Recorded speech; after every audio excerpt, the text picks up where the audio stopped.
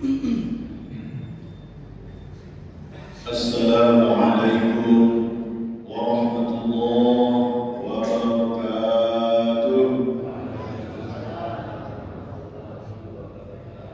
Alhamdulillah, alhamdulillahilladzi hadana li hadza wa ma kunna linahtadiya laula an hadana Allah. Asyhadu an la ilaha illallah wa asyhadu anna Muhammadan abduhu wa rasuluh.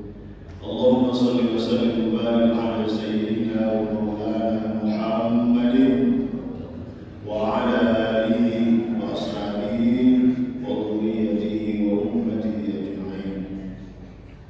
Qala Allah ta'ala fil Qur'anil 'azim, a'udzu billahi minasy syaithanir rajim. Bismillahirrahmanirrahim. Wal 'adiyati dhabha fal muriyati qadha فالمغيرات صبحا فأثرن به نقعا إلى آخر السورة. أما بعد. Teman-teman, para kiai, para asatidz, para sesepuh, para masyarakat, para haji, muhaji, dan seluruh hadirin hadirat jamaah majelis kuliah subuh pada pagi hari ini.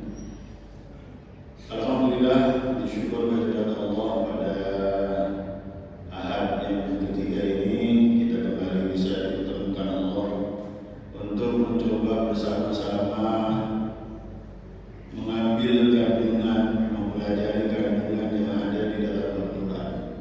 Semoga dengan kita terus belajar, ini adalah sebagai salah satu tanda cinta kepada Al-Quran, insyaallah. Dan semoga kandungan-kandungan isi dari Al-Quran yang kita kaji moga-moga membantu kita menjadi manusia-manusia yang lebih baik, menjadi manusia-manusia yang husnul khatimah nanti. Amin. Amin. Hadirin yang dimuliakan Allah, pada pertemuan hari ini kita akan bersama-sama mengkaji surah Al-'Adiyat.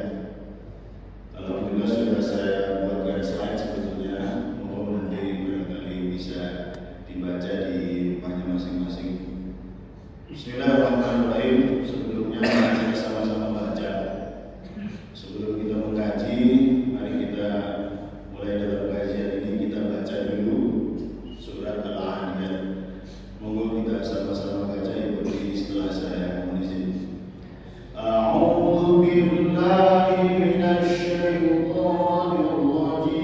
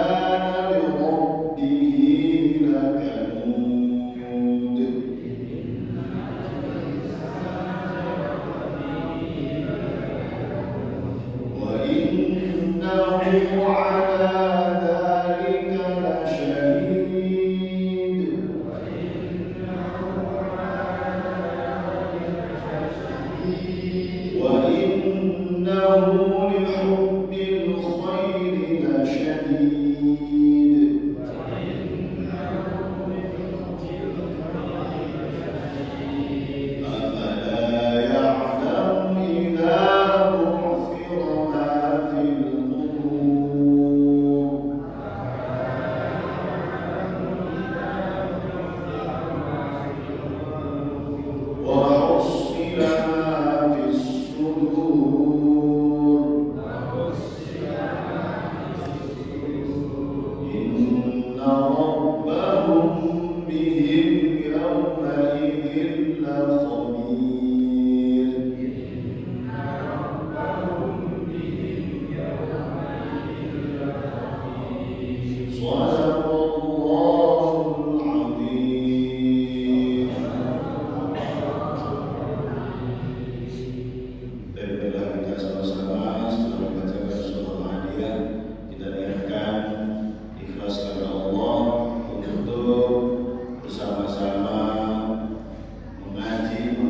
mengkaji firman-firman Allah yang insya Allah firman-firman ini akan membentuk kita menjadi muslim yang lebih sejati, muslim yang lebih baik insya Allah. Karena Quran hudan lil muttaqin dan Quran adalah hudan linnas, petunjuk bagi kita semuanya. Bismillahirrahmanirrahim. Hadirin yang dimuliakan Allah, Bapak-bapak, Ibu-ibu, mobil susu sesepuh, mohon izin kami sampaikan kembali kajian kita yang mana surah Al-Adiyah ini Allah kembali mengawalinya dengan sumpah, namun sedikit berbeda dengan surat yang lain. Kalau surat yang lain seperti halnya Atin, kita bisa baca wattini, setelah itu wa lagi wazzaituni wa turi sini wa hadzal baladil amin. Wa. Karena apa? Karena memang Allah bersumpah dari setiap ayat itu. Jadi setiap satu ayat dengan ayat yang lain memang berbeda. Namun di surah Al-Adiyah Allah hanya mengawali sumpahnya dengan kalimat wal 'adiyat tidhabha, setelah itu fal muriyat, setelah itu fal muqirat, setelah itu fa'athar nabi naf'a wa wasat nabi jama'. Jadi wa'nya cuma satu. Nah, barangkali ada yang mungkin kebingungan ini kalau wal 'adiyat itu setelah itu wal 'adiyat tidhabha atau wal muriyat, tapi itu fa. Kalau di dalam surat yang lain yang itu memang sumpahnya itu di setiap ayat, maka Allah menggunakan wa, karena wa itu namanya wa'ul qasam. Sedangkan di surah Al-Adiyah ayat pertama saja yang ada wa-nya, yang itu artinya demi atau artinya sumpah Allah, tapi setelah itu fal mughirat dan seterusnya sampai 5 ayat itu adalah penjelasan atau itu adalah sambungan kisah dari sumpah yang pertama.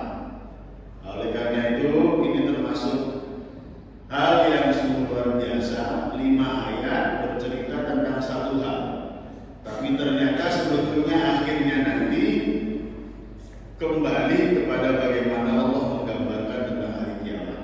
Seperti yang saya sampaikan sebelumnya bahwasanya Al-Qari'ah, Al-Adiyah dengan Al-Zalzalah itu adalah tentang hari kiamat, tapi nanti poin-poinnya, renungan-renungannya selalu berbeda dengan ayat-ayat yang lain. Oleh karena itu hadirin, yang pertama Allah berfirman dengan kalimat wal 'adiyati dhabha. Al-'adiyat ini adalah makna dari berbagai pendapat mufasir. Ada sebagian mengatakan unta, namun para mufasir lebih banyak mengambil makna kuda. Namun bukan sebarang kuda, seperti halnya mungkin ada di beberapa bapak-bapak mungkin yang mempunyai mobil. Ada kadang-kadang mobil ini khusus untuk kemana. Nah, kalau zaman dulu, di zaman Nabi dulu, memang ada yang namanya adiyah. Adiyah itu adalah kuda yang memang khusus digunakan untuk perang. Nah, oleh karena itu hadirin yang dimuliakan Allah, pertanyaannya adalah kenapa Allah bersumpah dengan kuda perang? Karena Al-Adiyah judulnya adalah kuda perang. Apa hubungannya dengan akhirat dan apa hubungannya dengan kehidupan kita di zaman sekarang? Oleh karena itu di awal kembali kita harus betul-betul mengingat bahwasannya di dalam surah Al-Qari'ah kemarin kita jelaskan bahwasanya Al-Qari'ah wa ma adraka mal qari'ah. Kamu kata Allah tidak akan tahu persis tentang bagaimana bentuk kiamat. Di surah Al-Qari'ah kita dijelaskan bagaimana kiamat adalah manusia itu bertebaran seperti kupu-kupu dan sebagainya. Itu karena apa? Karena Allah ingin agar yang dijelaskan Allah masuk ke dalam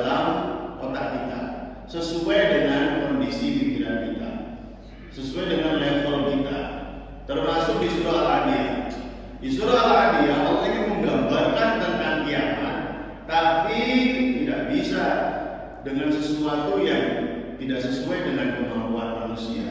Oleh karena itu, salah satu yang Allah ambil adalah proses bagaimana ketika kuda perang berlari. Makanya disebutkan wal 'adiyati dhabha. Dan demi kuda-kuda perang yang berlari saking kencangnya sampai dhabha. Dhabha itu kencang sekali sehingga maknanya kalau dalam kemenang itu terengah-engah. Ya, saking kencangnya.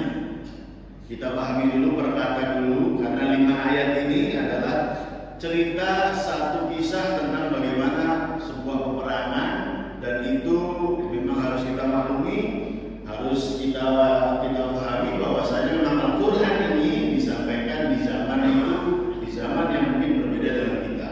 Jangan sampai ketika penggambaran kuda di zaman sekarang mungkin kayak nggak sesuai, tidak.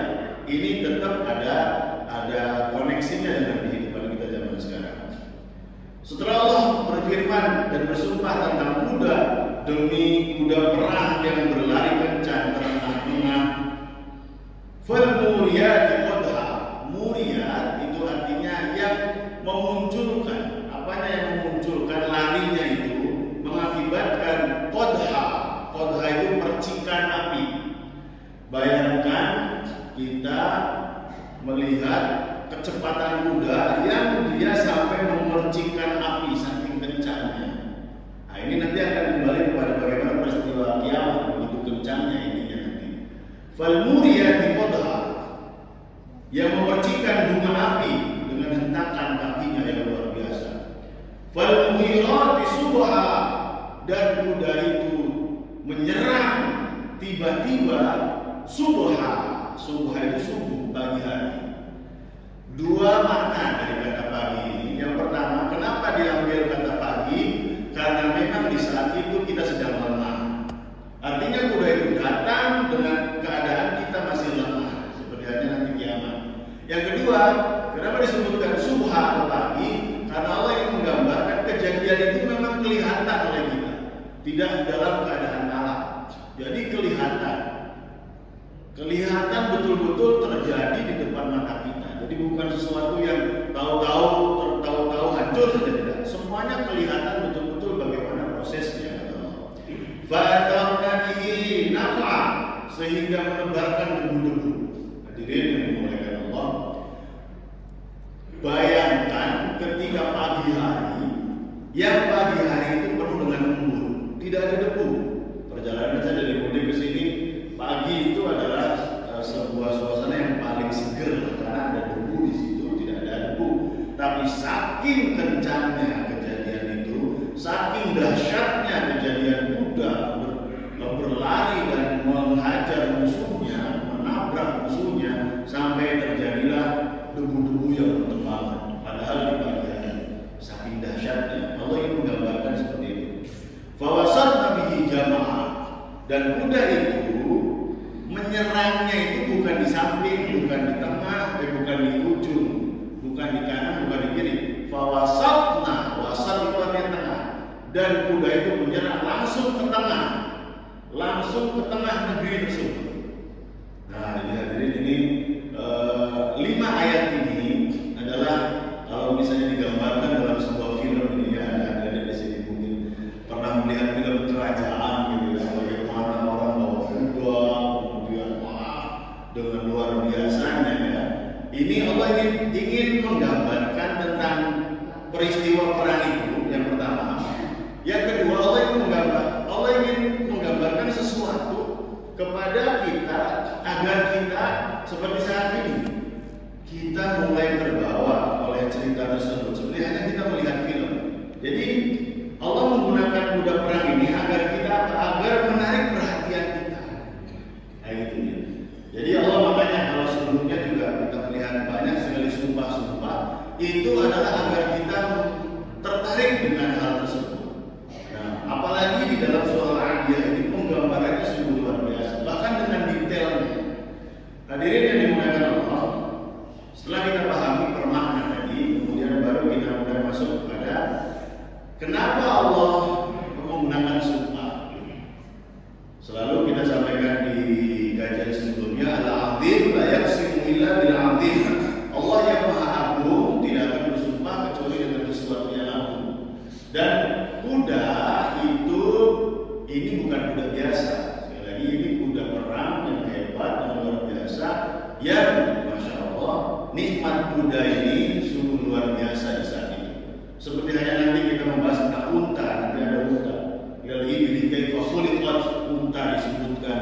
Karena apa? Memang hewan-hewan ini adalah yang sesuai dengan saat itu dan di Arab saat itu. Makanya Allah tidak menyebut duren, tidak menyebut yang lainnya karena duren adanya di Asia, tidak ada di situ. Ya disebutnya tin, zaitun, karena memang menyesuaikan itu. Selanjutnya kita sebagai manusia pun kalau misalnya menggunakan sumpah itu berarti sesuatu yang penting sekali. Kalau misalnya kita ngobrol berbincang hanya sesuatu yang sederhana, misalnya tentang makanan, di Cirebon di sana ada makanan yang enak sekali. Itu tidak perlu demi Allah saya kira, ya. Tidak perlu demi Allah, demi Rasulullah dan sebagainya, karena itu hal yang sederhana. Tapi ketika misalnya dia tertuduh, misalnya kamu nyolong atau tidak, kamu mencuri atau tidak, nah disitulah ada sesuatu yang ingin menekankan betul bahwasannya itu penting, sehingga muncullah sumpah-sumpah atau mengabarkan sesuatu yang sumpah-sumpah. Artinya kalimat yang diawali sumpah adalah sesuatu yang serius.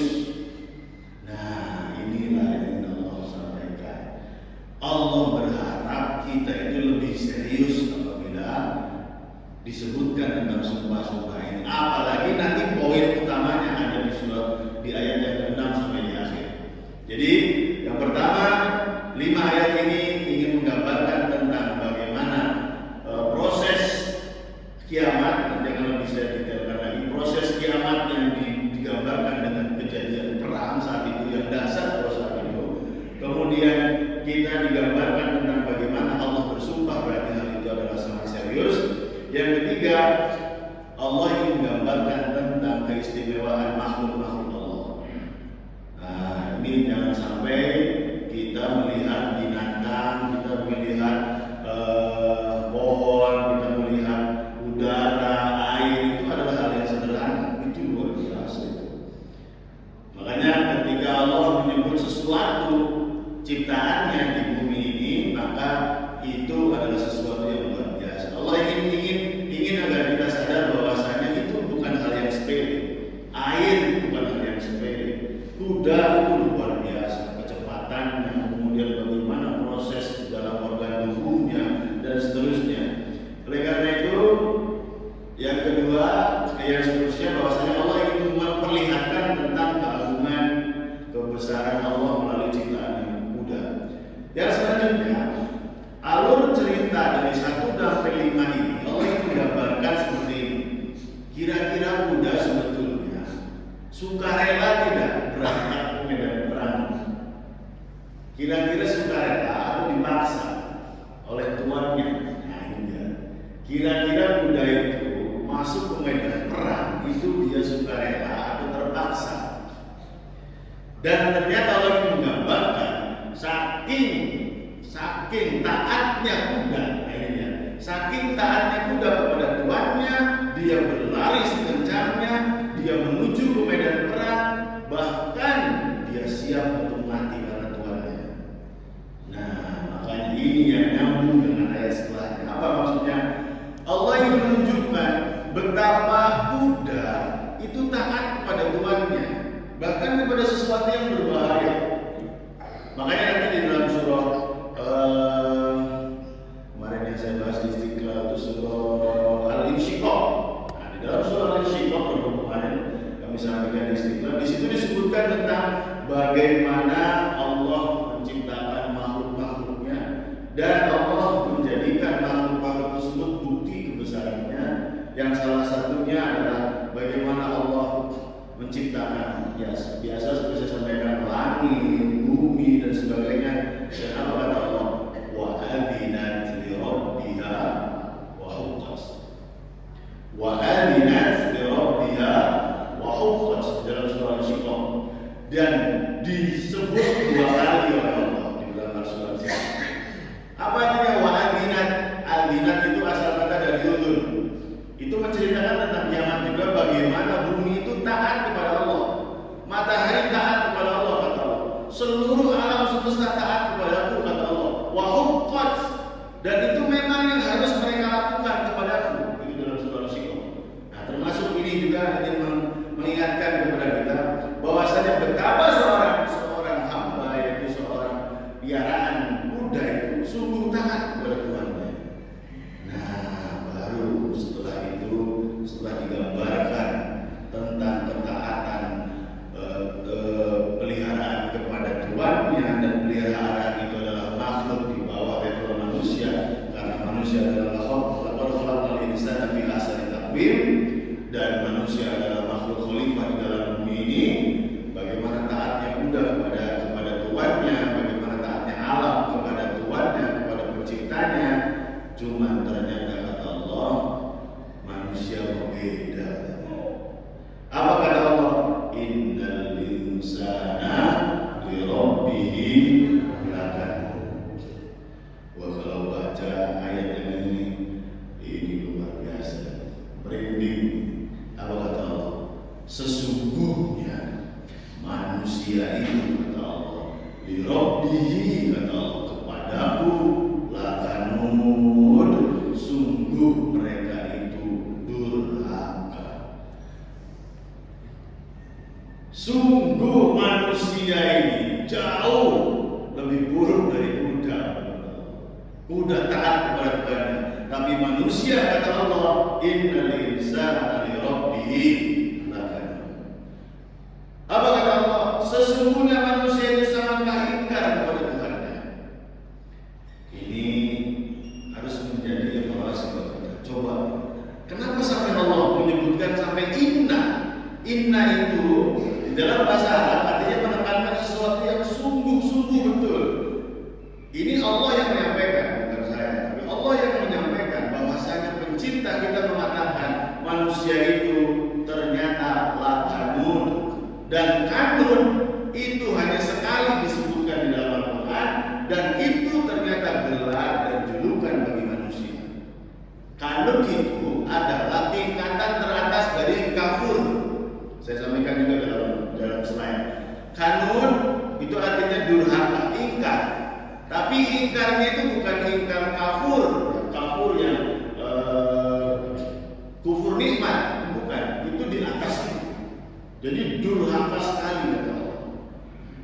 Hadirin yang dimuliakan Allah, mari kita sama-sama coba lihat kembali bagaimana kita ternyata menurut Allah masih kurang bersyukur intinya. Nah, jadi Allah, menurut Allah itu kita ini gimana pun sebaik-baik kita, karena kan disebutnya seluruh manusia, apalagi kita ini yang awam ini, yang luar biasa banyak sekali rintangan maksiatnya, banyak sekali rintangan dosanya. Ini kata Allah bahkan semuanya, innal insana li rabbihi lakanun. Sesungguhnya kita ini banyak yang tidak bersyukur kepada Allah. Padahal inna a'tayna kal kautsar. Kautsar itu dari kata kafir, sesungguhnya aku sudah memberikan nikmat yang banyak kepadamu. Tapi apa kata Allah? Sesungguhnya manusia kamu, kata Allah. Hadirin yang dimuliakan Allah, mari kita kembali kepada diri kita. Apakah kita ini termasuk orang-orang yang taat dan bersyukur kepada Allah? Coba kita cek masing-masing. Ada sebuah kalimat yang luar biasa dari Imam Hasan Al-Basri. Sesungguhnya kanun di situ disebutkan maknanya adalah karena apa? Li'anna al-insan yu'iddul masaib wa yunsi ni'ma rabbih. Kenapa manusia disebut sebagai manusia yang kanun? Kata Imam Hasan Al-Basri, karena manusia itu lebih banyak menghitung-hitung musibahnya daripada menghitung-hitung nikmatnya.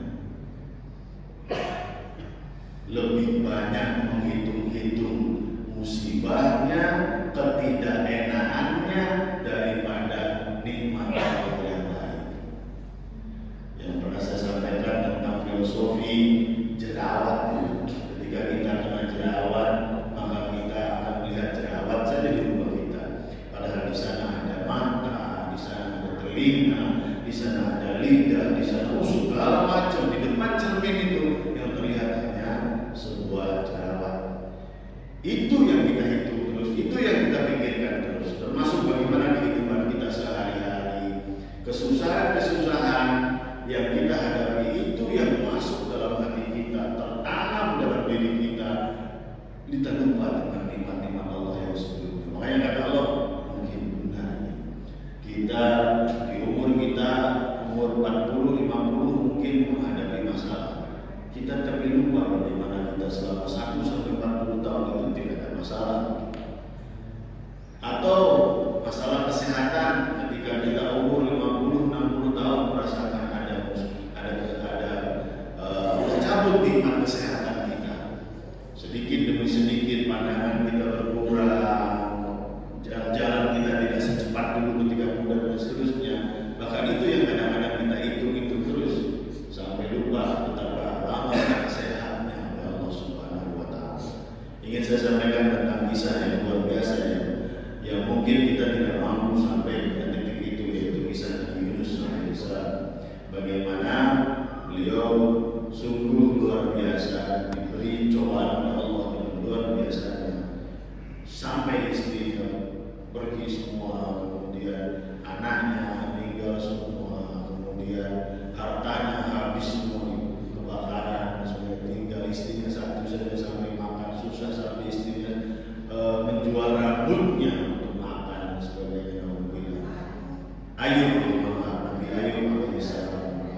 Oleh karena itu hadirin, ketika Nabi Ayub ini kemudian dikasih penyakit lagi oleh Allah sampai luar biasa penyakitnya itu, kemudian banyak keluarganya bilang, katanya kamu punya Tuhan, sana minta ke Tuhan. Nah ini yang poin ini yang saya sampaikan. Ini harus menjadi renungan bagi kita semuanya. Apa kata Allah?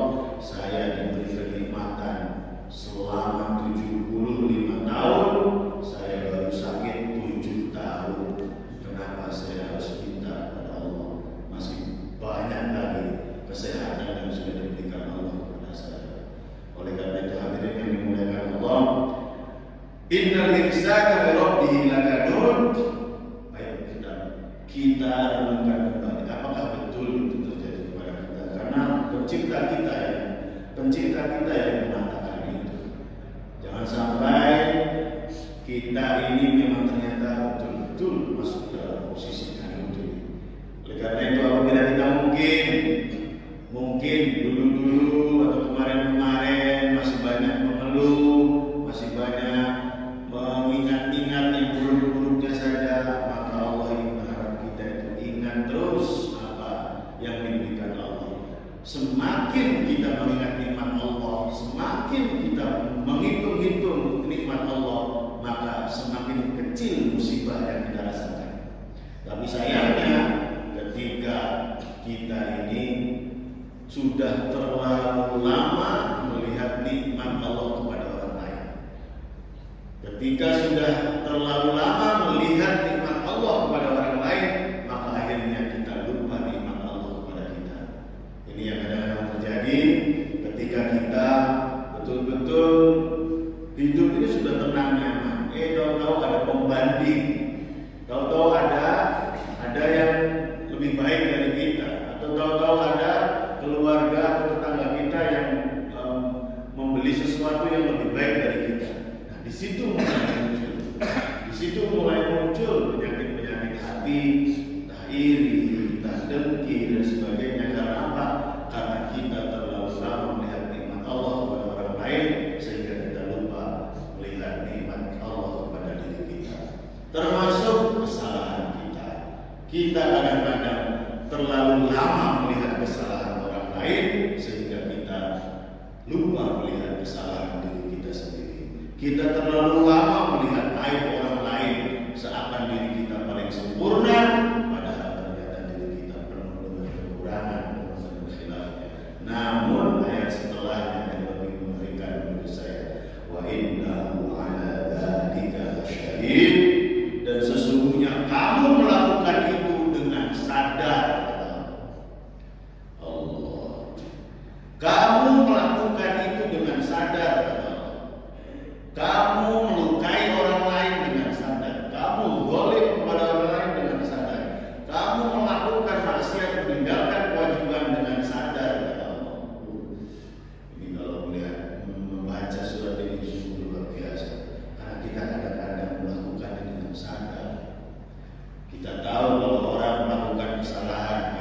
khilaf atau karena dia tidak tahu, itu lebih ringan dari kalau dia sadar melakukannya, bahkan dia merencanakannya. Makanya ada istilah salah satu ulama mengatakan tidak ada yang namanya korupsi itu khilaf. Tidak ada yang namanya korupsi itu khilaf. Karena dia sudah merencanakan itu pasti. Tidak ada yang khilaf. Ada proses dalam proses itu. Oleh karena itu ketika dia mohon maaf khilaf dan sebagainya, menyalahi aturan ini dan sebagainya, ada. Banyak yang kita ini kadang-kadang menyalahkan setan itu terus. Ya, kalau misalnya ini setan protes, oh saya baik yang disalahkan. Kalau misalnya anekdotnya, saya baik yang disalahkan, padahal kamu sendiri yang melakukannya. Padahal kadang-kadang betul kita ini memang masih kalah jauh dengan nafsu kita. Kita masih jauh sekali kuat dibandingkan dengan bisikan-bisikan itu. Makanya saya sampaikan di awal dulu ketika surat An-Nas. Kenapa Allah ketika menyebut Qul a'udzu birabbil falaq, setelah itu ada 4 syar, ada 4 keburukan yang luar biasa dalam hidup, 4 hal yang menakutkan, 4 hal yang mengerikan. Semua hal-hal yang mengerikan itu disebutkan semua dalam surah Al-Falaq itu. Tapi Allah hanya menyebut satu, Qul a'udzu birabbil falaq. Katakanlah kau berlindung kepada Tuhanmu, Rabbil falaq. Tapi ketika Allah ingin memperlihatkan ada satu musuh yang lebih besar dari itu semuanya, ada satu hal yang lebih membahayakan dari itu semuanya, apa? Min syarril waswasil khannas. Allah nyebut 3 sifatnya langsung di awal. Qul a'udzu birabbin nas, malikin nas, ilahin nas, min syarril waswasil khannas alladzi yuwaswisu fi sudurin nas minal jinnati wan nas. Jadi hadirin yang dimuliakan Allah, bisikan yang tersembunyi yang tahu-tahu terdetik dalam benak kita, tahu-tahu ingat masa-masa itu yang menyakitkan, tahu-tahu ingat ketika masa-masa yang buruk itu, atau ketika ingin melakukan sesuatu yang orang lain lakukan, kayaknya enak mencoba-coba dan sebagainya, itu yang disebut waswasil khannas. Dan itu sampai Allah tunjukkan kekuatan Allah dengan 3 sifat Rabbun nas, malikin nas, ilahin nas, karena sangat-sangat berbahaya sekali. Ketika kita terdetik, kita lakukan itu. Apalagi ketika kita marah, keluar dari mulut kita emosi, keluar, apalagi apabila malahan tangan kita bertindak dan sebagainya, itu waswasil khannas. Sebagaimana hadirin, ternyata kata Allah kita ini sadar, dan ternyata sadar itu dalam bahasa Arab syahid. Syahid itu artinya menyaksikan. Makanya alif syahid ismul fa'il. Tapi Allah menulisnya sampai syahid. Itu syahid dengan syahid berbeda.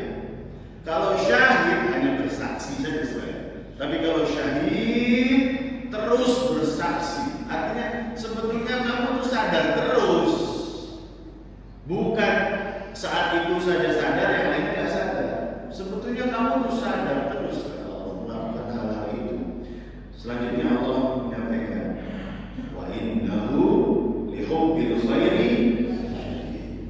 Nih Allah ngasih tahu penyakitnya, Allah ngasih tahu efek penyakitnya, dan Allah menunjukkan ini masalahnya. Kalau selesaikan masalah ini, selesai masalah yang tadi. Apa masalahnya? Wa innahu lihubbil khairi lasyadid. Kenapa kau melakukan itu, kata Allah? Kenapa kau sadar melakukan keburukan-keburukan dan maksiat itu, kata Allah? Wa innahu lihubbil khairi lasyadid. Sesungguhnya cintamu kepada harta itulah yang membuat kamu melakukan itu. Lasyadid. Ini beda dengan hubbul khair tapi ditambahin lasyadid. Makanya di dalam surah Al-Ma'un, ara'aita alladzi yukadzibu bid-din fadzalika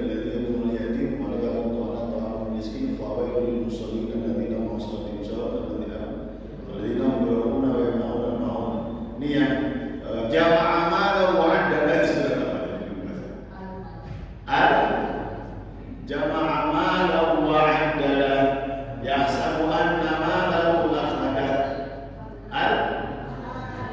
Al-humazah. Wailul likulli humazatil lumazah alladzi jama'a malahu wa 'addada. Itu ada batasannya di situ. Jadi tidak bisa kita protes. Maksudnya apa protes? Masa sih di Islam kita nggak boleh cinta harta? Kan kita butuh harta. Kalau nggak ada harta kita gimana hidupnya? Nah, sebetulnya Allah sudah jelas batasannya di surah Al-Humazah khususnya. Jama'a malahu wa 'addada. Jama' amalan, mengumpulkan harta boleh. Yang salah addadanya. Apa maksudnya addada? Addada itu dalam bahasa Arabnya menghitung-hitung itu terus. Jadi kalau dalam bahasa mudahnya mengumpulkan uang atau kerja untuk uang boleh tidak boleh. Tapi yang salah ketika orientasi hidup hanya untuk uang. Addada itu hanya untuk uang. Sama dengan ini, wa innahu lihubbil khairi. Sesungguhnya kita cinta kepada harta, maksudnya kita mencari harta, itu memang boleh lihubbil khairi. Tapi yang salah la syadid. La syadid itu apa? Keterlaluan. Berlebihan kamu, kata Allah. Nah, jadi yang dimulakan Allah, tinggal kita hanya hitung-hitung diri kita masing-masing. Kita ini kira-kira dalam proses kerja, dalam proses hidup kita, dalam proses harta, termasuk orang-orang yang orientasinya pikirannya ke sana terus, segala-gala harus ada uangnya, anak duit dibeli. Nah, ada amplopnya tidak, ada ininya tidak, ada terus saja seperti itu. Nah, itu termasuk addada. Nah, untuk yang ayat di dalam surat Al-An'am ini, lihubbil khairi la syadid. Keterlaluan. Pernah lihat orangnya? Keterlaluan dalam proses. Keterlaluan di dalam proses kerja dia sampai dia berani melakukan hal-hal yang dilarang Allah Subhanahu wa taala. Oleh karena itu hadirin, yuk kita sama-sama minimal. Saya sampaikan dulu ketika Maulid Nabi dalam kajian Maulid Nabi, bagaimana Rasulullah SAW sudah finish, sudah settle urusan dunianya sampai usia 40.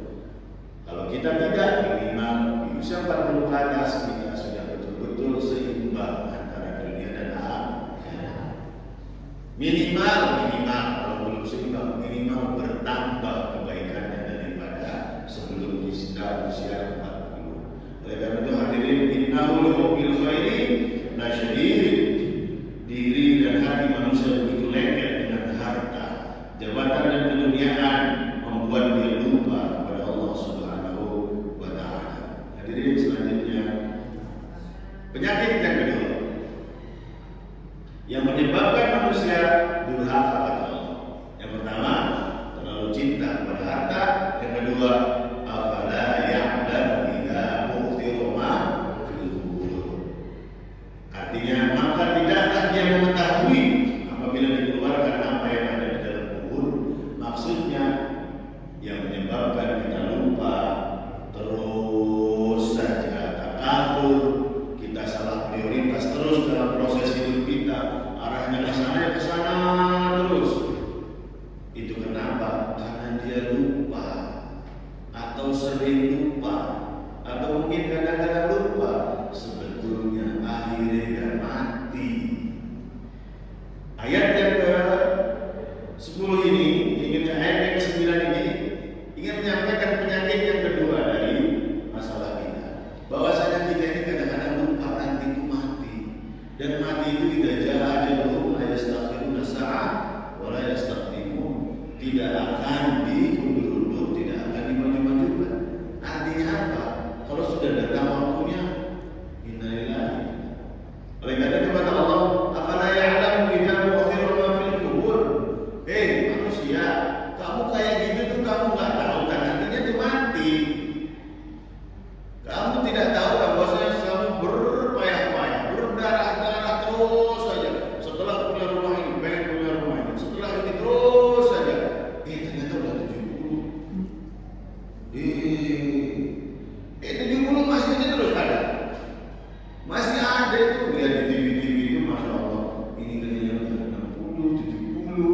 persidangan, yang ini itu, masya Allah. Ini tinggal hari-harinya saja. Kadang-kadang masih saja. Kenapa ini dia? Apakah karena kurang harta? Apakah mereka kurang duit? Karena saya pernah tanya, orang kaya udah miliaran, apakah mungkin dia tetap korupsi? Nah, ketika Allah sudah menanamkan sifat tomak kepada dirinya, tomak itu rakus, itu sudah tidak ada yang bisa benteng. Ketika sudah ada tomak, konangannya dicabut, rasa ridho dan rindu terhadap rizki Allah kepada dia, tomaknya dimasukkan. Katakan Nabi sendiri, kalaupun dia dikasih 2 gunung emas, dia tetap akan nyari gunung emas yang ketiga. Itu mungkin yang terjadi di media massa yang kita lihat. Ternyata yang bertengkar itu orang tua. Yang bertengkar itu orang tua. Ya di sini selalu ada yang bertengkar ya Pak. Semuanya fokus ke akhirat juga. Ya minimal akhiratnya lebih banyak daripada dunianya sebelum ini.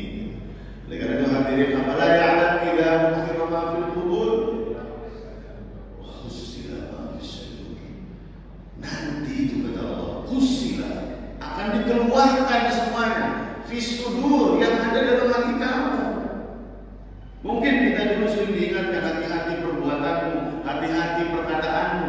Allah menekankan yang ke-10 dari ayat ini, wa husila ma fis sudur, yang di hati kamu saja itu nanti harus dipertanggungjawabkan. Baru di dalam hati. Ustaz, saya kan nggak nyampe melakukan itu. Katanya kalau melakukan keburukan baru niat dan dicatat.